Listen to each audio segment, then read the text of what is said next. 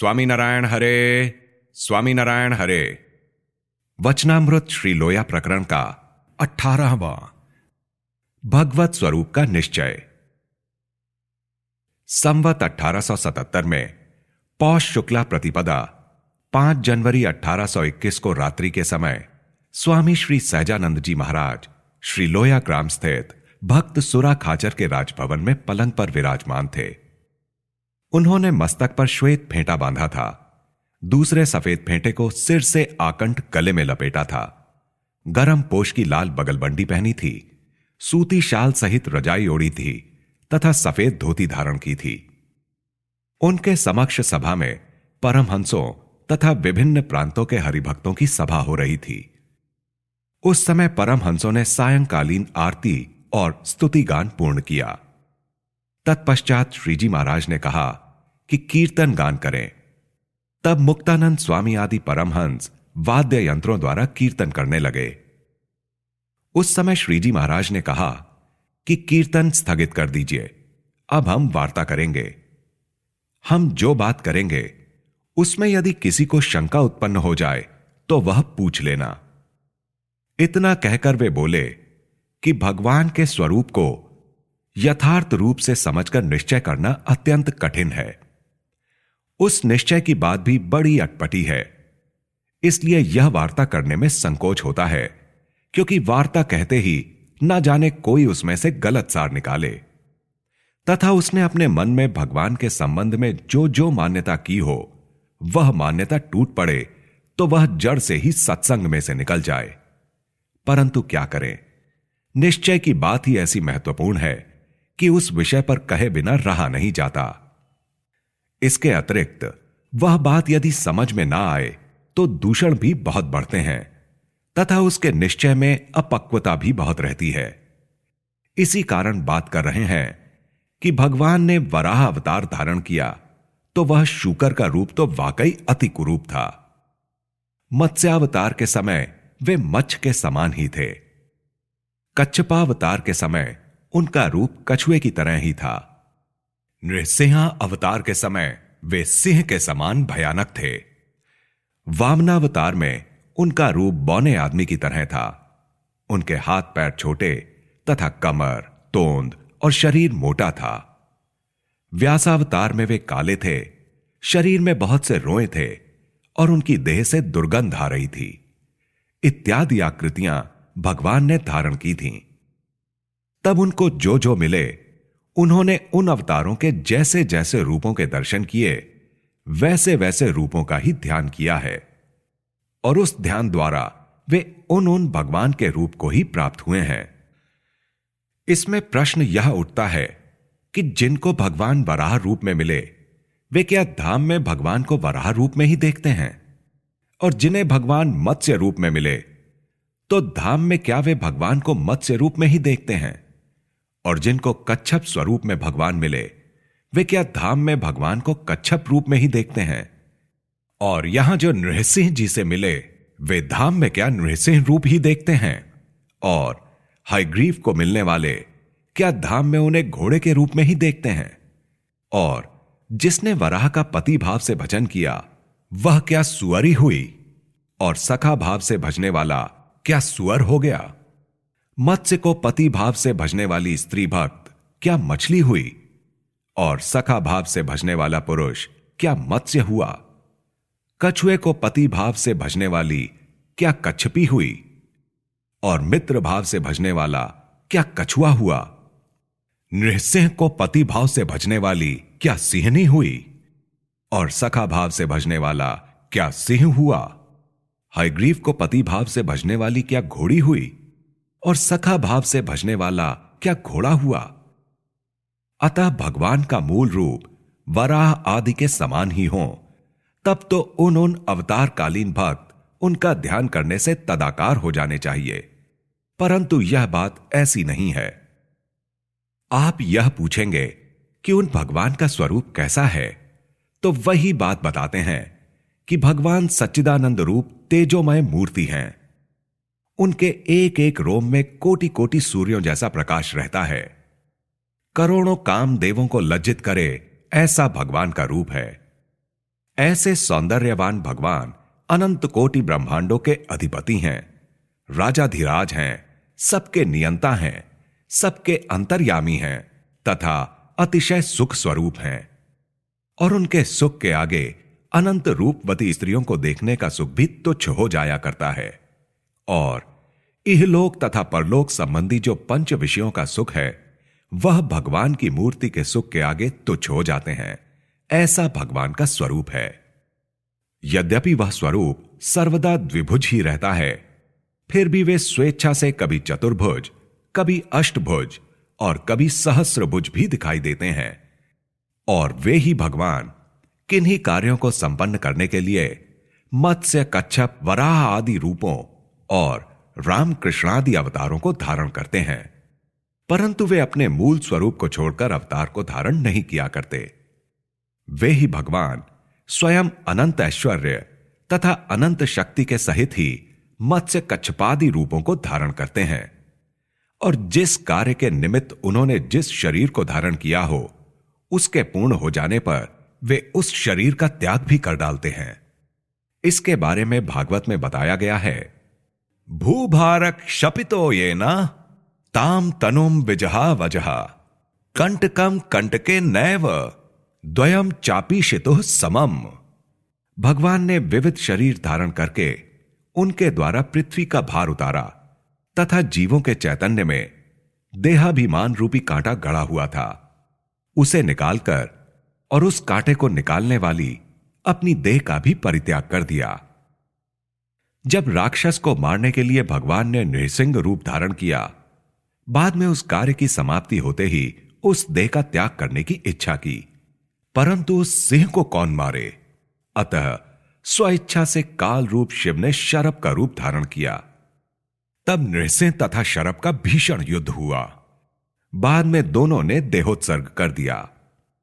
इसके परिणाम स्वरूप शिव शर्भेश्वर महादेव स्थापित हुए और जहां नृसिंह जी ने देह त्याग किया था वहां नारसिंह शिला देखी जाती है। अतः चित्रों में जहां जहां भगवान के मत्स्य, कच्छपादि अवतारों का चित्रण किया जाता है वहां वहां मत्स्य, कच्छपादि के आकार अंकित करने के पश्चात उन पर शंख, चक्र, गदा, पद्य, वैजयंती माला, पीतांबर वस्त्र, किरीट, मुकुट, श्रीवत्स चिन्ह आदि सहित भगवान की मूर्ति को चित्रांकित किया जाता है, क्योंकि भगवान का अनादि स्वरूप ऐसा ही है। और श्री कृष्ण भगवान ने अपने जन्म के समय वसुदेव देवकी को चतुर्भुज रूप में दर्शन दिया था तथा बाद में अक्रूर को जल में चतुर्भुज रूप का दर्शन दिया एवं रुक्मिणी को मूर्छावस्था हुई तब चतुर्भुज रूप से दर्शन दिया था। तथा अर्जुन ने भी ऐसा ही कहा है कि तैनेव रूपेण चतुर्भुजेन सहस्र बाहो भव विश्वमूर्ते। इस प्रकार अर्जुन भी चतुर्भुज रूप को देखा करते थे। और यादवों के संहार के बाद जब श्री कृष्ण भगवान पीपल वृक्ष के नीचे बैठे थे उस समय उद्धव जी तथा मैत्रेय ऋषि ने शंख, चक्र, गदा, पद्म सहित पीतांबरधारी भगवान का चतुर्भुज स्वरूप देखा था। यद्यपि श्री कृष्ण भगवान श्याम वर्ण के थे, परंतु उनका रूप तो करोड़ों कामदेवों तक को लज्जित करने वाला कहा गया है। इस प्रकार वे मनुष्य सदृश दिखाई पड़ते हैं, फिर भी उनमें ही पूर्वोक्त प्रकाश एवं दिव्य आनंद पाया जाता है। जिस भक्त को ध्यान, धारणा और समाधि की स्थिति हो उसको भगवान की मनुष्य मूर्ति कोटि कोटि सूर्यों के प्रकाश से परिपूर्ण दिखाई पड़ती है, परंतु उसे मशाल अथवा दीपक का काम नहीं पड़ता। और भगवान में ऐसा प्रकाश होने पर भी वह दिखाई नहीं पड़ता। यह तो भगवान की ही ऐसी इच्छा है। यदि भगवान की इच्छा हो कि मैं इस भक्त को ऐसा प्रकाशवान दिखाई पड़ूं, तब तो ऐसी प्रकाश युक्त मूर्ति को वह भक्त देख पाता है।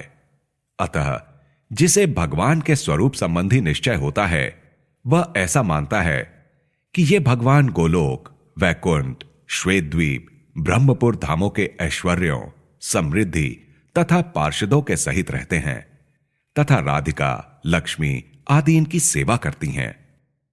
इस प्रकार वह भगवान को परम भाव के साथ देखते हैं। किंतु जो मूर्ख होता है वह भगवान को मनुष्य सदृश ही देखता है। श्री कृष्ण भगवान ने गीता में भी कहा है, अवजानन्ति माम मूढ़ा मानुषेम तनुमाश्रितम परम भावम अजानन्तो मम भूत महेश्वरम।